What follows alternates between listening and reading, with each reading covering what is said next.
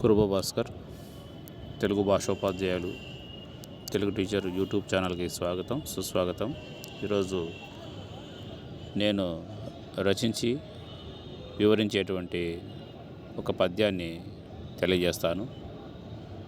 ఉరవకొండను ఉరగాద్రి అని పిలుస్తారు. ఇది అనంతపురం జిల్లాలో ఉన్నటువంటి ఉరవకొండ అనేటువంటి పట్టణంలో ఉన్నటువంటి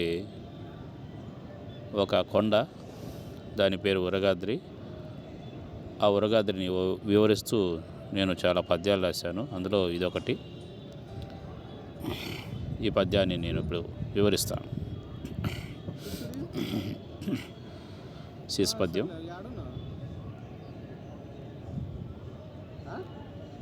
శివుడేను ఉరగాద్రి శిఖరము, కైలాసమేనని భావించి ఏగి వచ్చే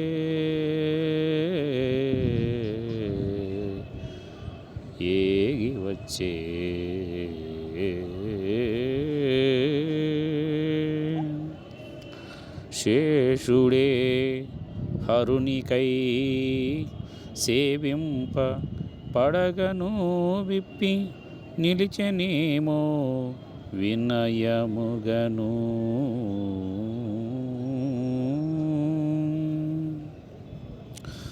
నగమును చుట్టె పన్నగము కనుకనేమో ఉరగాద్రి నామము ఉర్వి నిలిచే.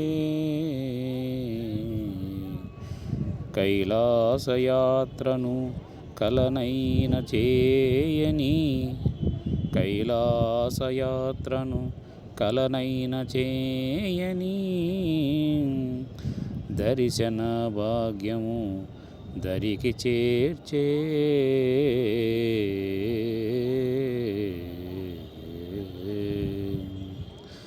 పొంతనబడి మైదానము పొసగె చూడు మానస సరోవరముగను మదికి దోచే.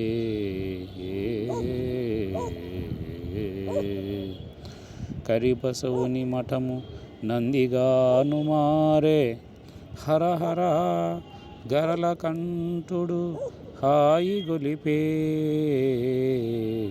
హరహర గరల కంఠుడు హాయి గొలిపే.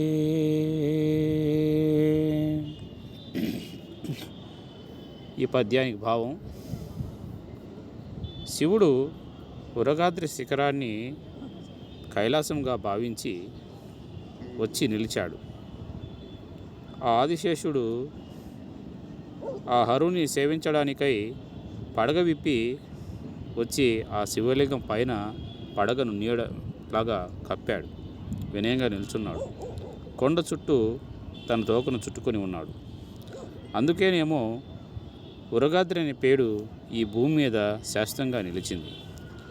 కైలాస యాత్ర చేయలేని చాలామందికి శివుడు ఇక్కడ నిజదర్శనాన్ని ఇస్తున్నాడు. పక్కనున్నటువంటి ప్రభుత్వ పాఠశాల మైదానము మానస సరోవరంగాను, ముందు ఉన్నటువంటి కరిబసప్ప మఠము నందిగాను నా మదికి తోచింది. ఓ హరహర నీలకంఠుడా, నా కనులకు ఆనందాన్ని కలిగించి నాకు ఆ విధంగా సాక్షాత్కరిస్తున్నావయ్యా.